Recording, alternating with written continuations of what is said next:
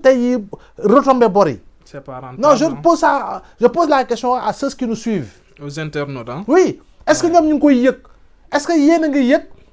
Investissement, retour sur investissement, est-ce que yéen a ngi koy yëg? Du tout. nañu répondre nga jox ma réponse yi après ñu ñëwaat si. loolu kay jàpp naa ne moom mooy loolu parce que lu tax moo ko jëlal terrain waxuma la du ma man xam nga du ma ngañ man du ma nihiliste. du ma ne lii ni fa bon déedéet. mag yi y a du bon on peut parler du bon. tey jii le terre le berté c'est du bon. mais xam nga le mauvais se trouve où. sur les montants. en tout cas le ministre Yankhoba Diémé keroog li mu wax que 60% la li nga xam ne mooy terre bi di couvrir li ci des état moo koy mottali. moom la moo tax ma wax la loolu dama ne la xam nga tey jii nga gis berté aller retour am nga gis ñaata nit ñoo koy utiliser par jour xam nga mu doon ne baaxul. mais montant bi foofu la montant bi lu baaxul si montant ba la. absolument terre bi xam nga doon ne baaxul. mais la baaxul sa montant ba la. 1000 milliards pour 35 kilomètres. ay Amérique pays bi le plus puissant au monde sax. du dugal xaalis 1000 milliards. si seen dollar ñoom pour un projet de 35 kilomètres. yow xam nga ne Amérique bii sax du ko def. ñun nag pays pauvre très endetté ñu jël 1000 milliards dugg ko si 35 kilomètres. jëlal comparer ko defal comparaison 1000 milliards ñu dugal si terre bi. ak TGV bu Maroc. nga calculer montant bi sur des centaines de kilomètres. mais nga xool kon boog problème bi yëpp foofu la. surfacturation yi la. c'est-à-dire que lay jar 1000 francs ñun la 10 000 lay jar. 10 000 lay jar. foofu nag la problème bi nag moo tax retour sur investissement. mais mënoo ko am. doo ko am. mënoo ko am. tu as dépensé des milliards mais tu ne récoltes pas des milliers de francs en termes de retour sur investissement. loolu mooy jafe-jafe bi tey jii nii imagine toi si bu ñu fi fekkee le tracé des chemins de fer amoon na fi ba pare n'est-ce pas. naka la ñuy créer condition pour chemin de fer boobu ñu gën ko moderniser travailler avec des experts yu redoutés et qui sont sénégalais pur sang bonté liggéey dans les plus grandes entreprises occidentales si wàllu chemin de fer. naka la ñuy defaree chemin de fer boo xam ne dina jóge Dakar dem Thiès Guinguinéo Tambacounda Koussanar Saint-Louis te man proposition yooyu ngay wax gisoon naa ko dama fàttee tout mais gisoon naa benn expert bu nga xam ne bi ñuy teg terre bi moom da ko compte carrément wax na ko wax ne chemin de fer la ñu defoon si 1000 milliards 35 kilomètres yi mënoon na defar chemin de fer du Sénégal suma sukkandikoo si expert bi ngay wax ak yenn fàttee tout bi mais gisoon naa mu ciy def ay sorties yu bëri loolu moo di dëgg mënoon nañ si liggéey leneen tey jii dëkk yooyu yëpp c'est-à-dire que tey kon damay yeewu Dakar am feeling tey dem Saint-Louis mais dugg si TGV mais dem Saint-Louis yendu Saint-Louis ngoon ma jëlaat TGV bi ñibbi si Ndakaaru les pays développés noonu la da ngay yeewu da ngay jógee Paris dem Marseille wala da ngay jóge Genève dem Lausanne da ngay jóge Lausanne dem Berne jóge Berne ñibbi si Genève ngoon si te di nga dem di nga dem doxantu fu la neex di nga añi di nga def nangam ba ngoon nga jël train bi jógewaat Berne jaar Lausanne ñibbi Genève wala nga dem Vaud wala nga dem feneen. et malheureusement ñun ñuy jógee côté bii rek di jëm ay Thiaroye ci Kër Massar on fait 2 heures des fois de temps 2 heures de temps ci yoon bi alors que dans le temps même le véritable projet du BRT c'est bu ko fàtte tamit Ablaye Wade moo ko fi bàyyi avec un financement déjà bouclé c'est-à-dire que duñ koy wax tamit alors que BRT bi si wàllu boppam Ablaye xam nga BRT fan la doon jaar moom VDN la doon jaar xam nga fan la doon teerijee pompier garage pompier c'était pour permettre que képp kuy dem di nga jël BRT bi di nga jaar si koñ yu gën a mag yi koñ Point E Amitié Colombe et cetera ba yegg fële nga xam ne moo di kii waaye ku wàcc gaar ba xam nga da ngay ñibbi heure bu la neex di nga wàcc di nga jël kii BRT dina la mën a distribuer nga gën a jege fi nga dëkk wala nga ñibbi fi nga dëkk donc juste pour dire que ñun suñu principal problème foofu la stade Ablaye Wade kenn ne baaxul xam nga doo ko wax montant bañ sa def comparé ko ak yeneen montant yi si wàllu stade yu moderne oui mais aujourd'hui rentabilité bi lu ñu siy def si wàllu entretien bi defe naa ne études yuy war yëpp defuñu ko moo tax régime bi oui nag tabax ay tali soxla nañ ko toujours construction des pistes rurales soxla nañ ko toujours mais ndaw Sénégal lan la leen sas wutal leen ñu liggéey le wutal leen ñu liggéey bi yëpp mi ngi jaaree si réalisation matérialisation pôles territoriaux yi pour mën a tabax ay unité de industrielle unité industrielle maam dañoo bëgg yeew Tambacounda waa Salikégné waa Médina Koura waa Pont waa Liberté yaa ngi dégg sew Tambacounda war a mën a yeewu xëyandoo parce que am na ñetti usines yoo xam ne fa la ñuy xëy ki waa Kédougou Kazalika on exploite de l'or à Kédougou depuis temps Abdou Diouf Kédougou c'est l'une des régions les plus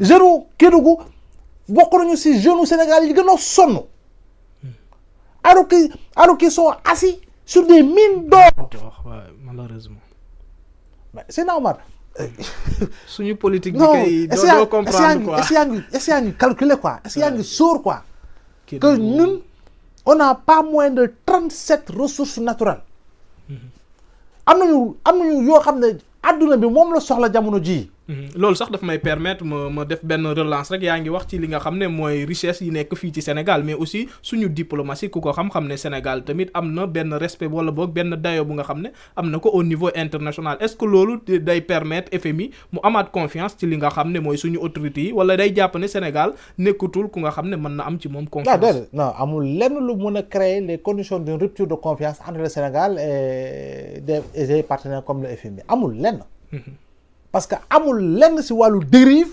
amul lenn si loo xam ne mal gouvernance la amul lenn si mauvaise gestion financière bu mën a tax ñu ne la moytu leen Sénégal amul ça n'existe pas aujourd'hui rapport de confiance multiplié par x mooy x plus x la si li nga xam ne mooy ñi fi doog a toog nii la ñu wane si pas-pas la ñu wane si bëgg changer de paradigme la ñu wane si rupture la ñu wane si tabax Sénégal gu yees Sénégal gu bees la ñu wane si incarner anti-système te man anti-système du ma ko méngale ak système parce que le système est toujours là et le système sera toujours là l'anti-système ba ñoom ñu koy wax man bañ ma koy laaj ma koy jéem a définir si sama niveau de compréhension l'anti-système mooy xeex détournement de deniers publics l'anti-système mooy xeex enrichissement illicite l'anti-système mooy xeex la corruption l'anti-système mooy xeex le clientélisme politique et le népotisme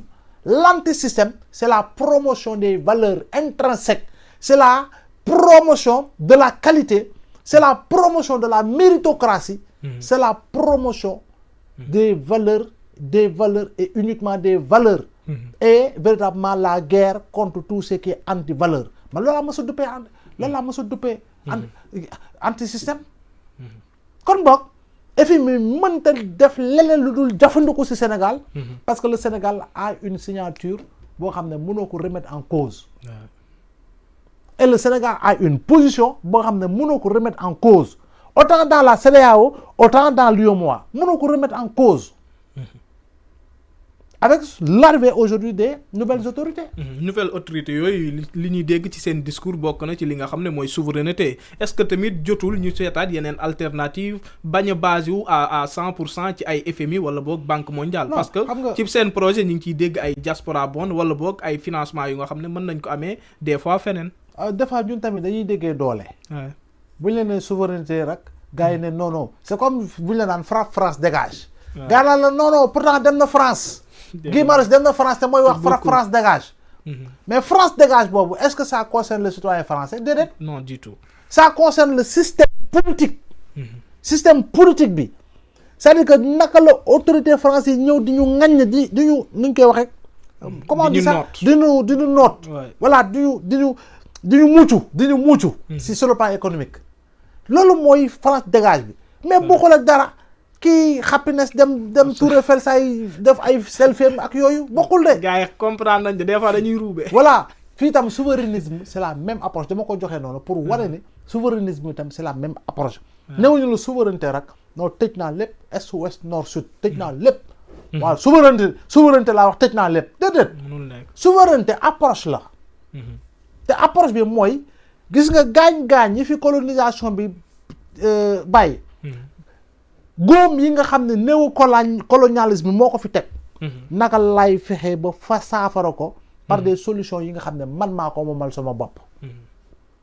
waaw naka laay mën a fexe ba approche bi may am dootul approche boo xam ne damay nekk un assujetti maanaam koo xam ne dafa sukkuraam jébbalu si kanamu ancienne métropole am ancien colonisateur am déedéet. dafa am coppeeku guy am.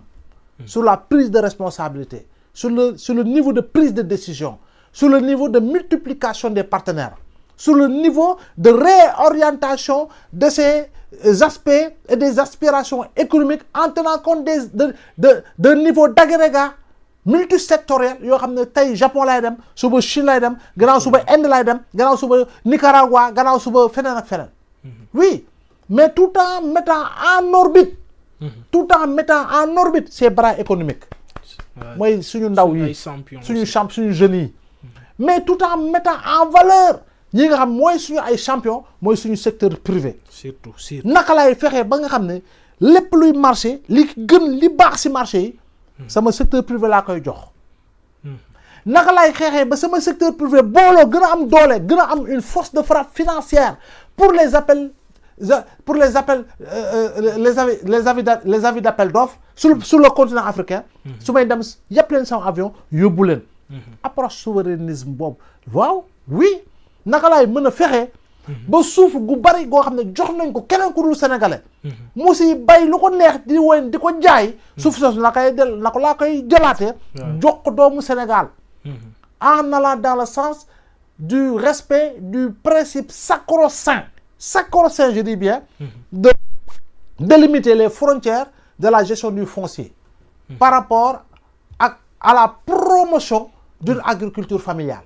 parce que agriculture familiale moo gën a ëpp war a ëpp doole li nga xam moo di agrobusiness parce que agrobusiness c'est le regroupement le plus souvent des paysans du dimanche. ñi nga xam ne dimanche ba dimanche ñu taal seen oto ànd ak seen gàngoor yóbbaale ñaari xar bu ñu demee rendi noos fa dóor fa diwi gu baax saf-safal ko wane tool gi kaani geeg piment beeg yooyu alors que ñi nga xam ñoo ils sont dans l'agriculture familiale. Ce sont ces gens-là, ce sont ces braves hommes, ce sont ces braves femmes, ce sont ces braves jeunes qui sont à Kaolack, qui sont à Louga, qui sont à Koungheul, qui sont à Malem Hodar, qui sont à Oréfondé, qui se battent pour que chaque fois nous def ay jéego pour am beaucoup plus de tonnes si ceeb, beaucoup plus de tonnes si dugub, beaucoup plus de tonnes si gerte, beaucoup plus de tonnes si mango ak leneen de Casamance à Bignona en passant par Sédhiou et Kolda. Donc c'est normal, il y a pas de secret si loolu la ma jëral liggéey. La Corée bërki démb yàggul c'était une dictature. xool tey Corée fi mu toll. Le Japon dafa def guerre mondiale ñu dóor ko 6 août bombe. xaw ma 9 août ñu dóoraat ko bombe. yaa ngi dégg Hiroshima Nagasaki atomique existé tout daanaka. si lu bari tey ana Japon. bokk na ci la Chine dafa def ñaari guerre dafa def guerre civile def guerre mondiale. jàkkaarloo ak invasion japonaise. ah. ñoom Chiang Kai-shek à la fin de la guerre si ñu daw créer Taïwan. Mao ñëw lancer sa révolution Deng Xiaoping ñëw yeggali ko xoolal Chine tey.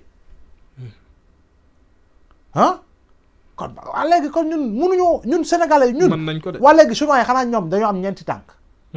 ak ñeenti loxo ak ñaari bopp.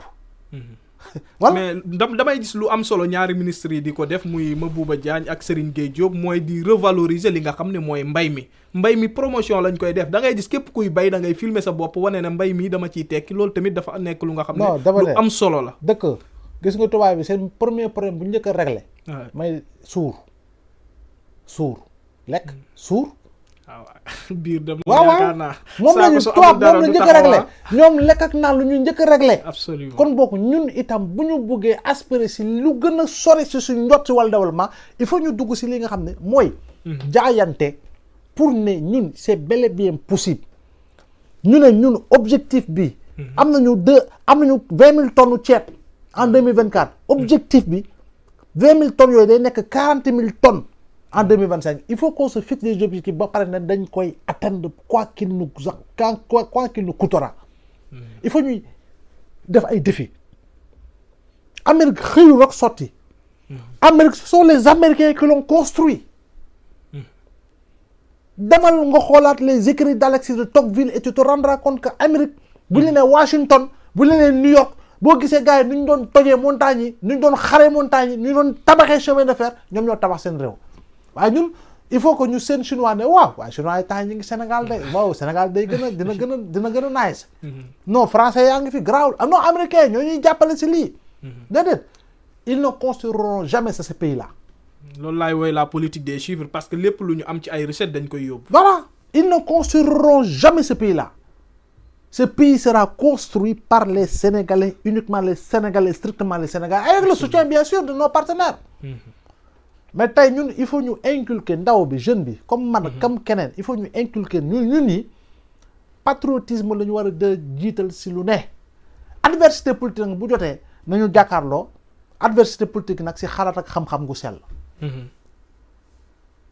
oui si xalaat ak xam-xam gu sell mais pas si kàcc pas si saaga pas si yebeel pas si wax lu ma neex def lu ma neex jaay lu ma neex ëppale woo ko fi kenn maak yow ñu ngi toog si micro bi di bar rek te ñi ñuy seetaan ñu bari si ñoom ñoo ñu dàq wax ñoo ñu ëpp xam-xam ñoo ñu ëpp jaar-jaar ñoo ñu ëpp diplôme il faut que ñu koy fàttali nit ñi mënuma manipuler ñi may seetaan je ne peux plus je mënatuma ko c'est-à-dire que tey lii soo ma leen woon manipuler kii mooy woo ñu toog kii bës bouton kii génne lii ñu génne ko ñu ne xool leen Ablaye Mbow ndekete lu mu wax yëpp du dëgg su boobaa gàcca may dal waruñu rus loolu ignorant dëgg mooy toog jàpp ne yaa ëpp ñëpp xam-xam waaw wala yaa ngi manipuler wala yaa ngi ndax ñu lay saraan ah déedéet su fekkoon loolu la kon manipulation bi jàll na te le Sénégal aurait vécu autre